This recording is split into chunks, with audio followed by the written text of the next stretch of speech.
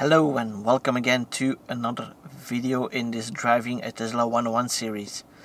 So, as many of you are about to get their Model 3s delivered to them in Europe, congratulations to all of you, by the way. But you're probably already start thinking about going on a road trip this summer.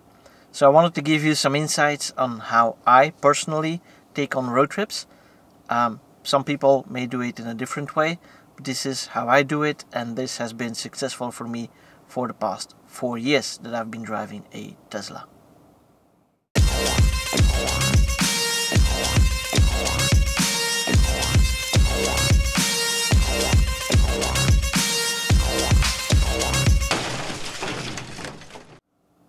Now the first thing I do is basically I don't think about the fact that I'm driving a Tesla, yes or no. The first thing I do is, together with the family, we decide where do we want to go. Do we want to go to Norway, as we did last year and we will do this year? Are we going south to Croatia, for example, which we did for 2 years? Are we going to Spain? Wherever you want to go, right? First decide on where do you want to go. That's still the main part. How you're getting there, that's just something that is coming afterwards, right? Now then, the next step that I do is I just enter the route in Google Maps, right? We do road trips with different stops, so it's easy in Google Maps to just add multiple stops. And then when you have those stops added, you can see more or less where the road is going to take you, or the route is going to take you. And then in the next step, I go to the website called supercharge.info, which is a great website that has all the superchargers in the permit, construction or open state, and get a rough estimates on whether or not we can make it on superchargers alone. Right? Because sometimes you can, sometimes you can't, because even though there are still more and more superchargers being built, they're still not yet everywhere. Right? Within the central region of Europe, you'll be fine. If you go to the outskirts of Europe, like we're doing now, all the way up to North Cap in Norway, then at the bottom of Norway, there are a lot of superchargers there. At the top, not so much. So probably that might be an issue, but it's just a glance at this point. Can we make it on superchargers, yes or no? Now, if you can make it on superchargers alone, sweet, then you're all done, right? You basically have your preparation. You know you can go from supercharger to supercharger, and you'll have plenty to spare, right? If you can't, then the next step I do is I look for destination chargers. Are there hotels, motels, maybe even apartments, restaurants in the area that have destination chargers? Now with destination chargers, there's a slight problem in my personal case, and that is that usually these destination chargers are at hotels that are not cheap. So for an example, or as an example, when we went to Croatia, right, there was no supercharger, there still is no supercharger near Dubrovnik. So we were going even further south to Kotor, but yeah, we needed to charge somewhere. So I was looking for a fast charge, a 22 kilowatt charger. There is in Dubrovnik a hotel called Rixos Libertas, I believe, right? And that hotel has a destination charger.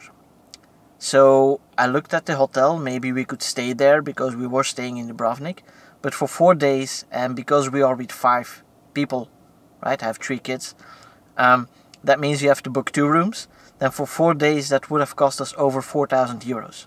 It's just not feasible to stay there. So what I did is I sent them a nice email, and you can do that as well with each and every destination charging location.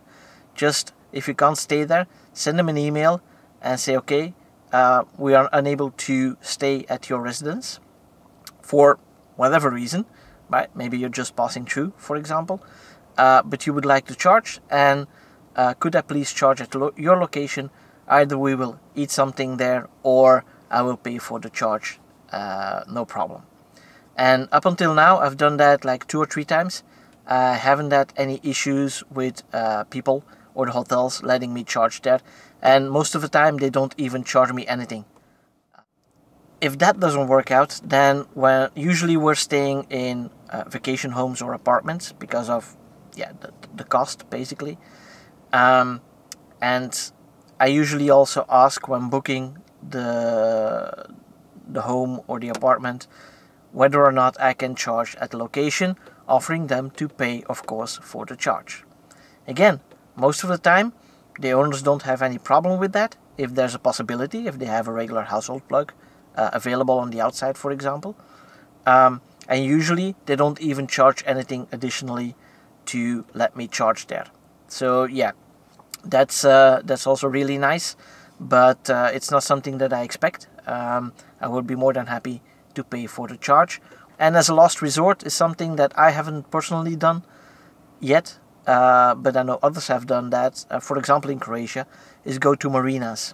Right, at marinas you have these docking, what do you call it, for the small boats, and they usually have some power plugs as well. And if you talk to the harbor master, sometimes they will allow you to charge there as well. So yeah, plenty of options to charge your car along the way besides the superchargers. Of course, you have another solution, and that is of course the public chargers. And the public chargers are plentiful usually. If you again go to the regions where EVs are not that common, that might not be the case. For example, in Norway there's a plug on almost every corner because there's a lot of EVs there. Right? In Croatia you do have some public chargers, but only in the major cities, nowhere in between or in the small cities. So yeah, that might come when there's more electric cars driving around there as well. But for me, the public chargers, they are a last resort, basically. Well, maybe except for the marina solution, because it is usually quite expensive to charge on them, and they're not always that fast. So you have to be lucky to get a 22 kilowatt charger. Some public chargers, they are just like we had in Sweden. There was this public charger, Type 2. I was really happy, like, oh, okay, let's charge while we go shopping. And then it turned out to be a 3.7 kilowatt charger. So we added like 10 kilometers or something during shopping.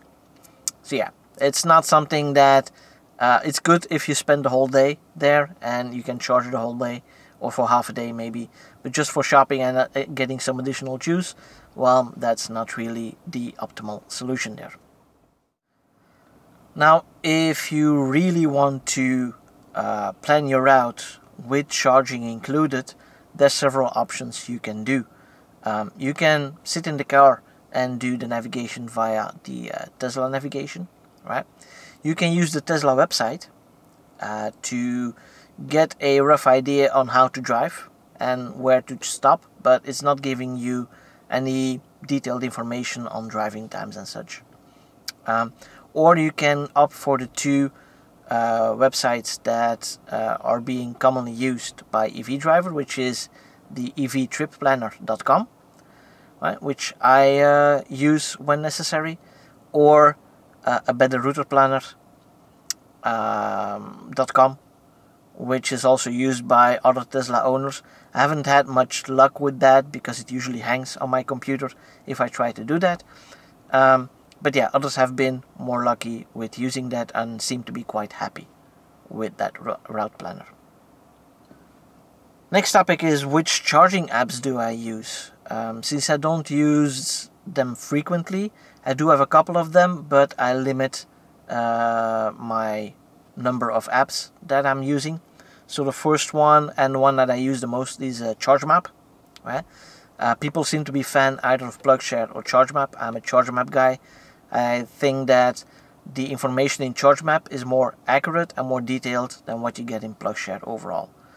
Might be different in the US, but for Europe and the regions that I've been in, finding a charging station in the area has been helpful for me with ChargeMap all the way. Then for the Nordics, I use ladestationer.no, which is a really great website. It's in Norwegian, but it's not that hard to figure out what it does and how to use it if you don't speak Norwegian. And that one is really great for all the little charge points around Norway and Sweden as well, of course. Plug surfing is one that I use sometimes, maybe as a backup or to double check for information. They are growing with their network, and they do have an app to use the most charging stations on their network, or an RFID, which I'll come back to in just a minute, by the way.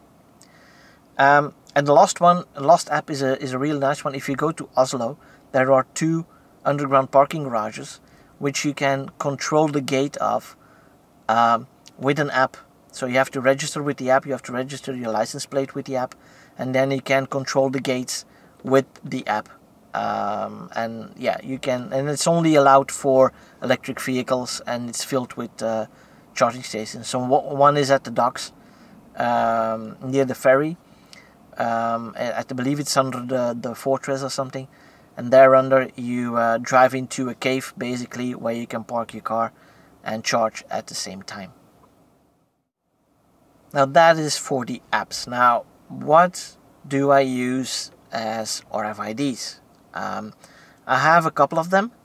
I have the New Motion RFID, which is a great one in the sense that it's just a card, right? And that card does not come with a monthly fee, right? It's free, and you only pay per use. Right? Now the usage is quite expensive, but it has the advantage, as I'm using it as an emergency RFID or an emergency solution. I don't have to pay any monthly fees for not charging at all, basically, because, as I said before, I haven't used public charging that much. The second one is the plug surfing. I also have so on the one hand I have the app, I also have the RFID. I got the RFID via Tesla, via the service center. They provided me with that one, so thanks for that, Tesla. But again, haven't used it since. So the one that I spoke of in Croatia, that one was used with the New Motion, so they have a vast network. It's same for plug surfing, they have a vast network which you can use with the RFID. And then for Norway, I do have Gronkontakt and let me think, Fortum Charge and Drive. Those two, I got the RFID for that. There was a one-time fee of like 9 krona, something like that, which is about €1. It's nothing, but that will allow me to charge on the Chademo stations in Norway when we go off supercharger grid.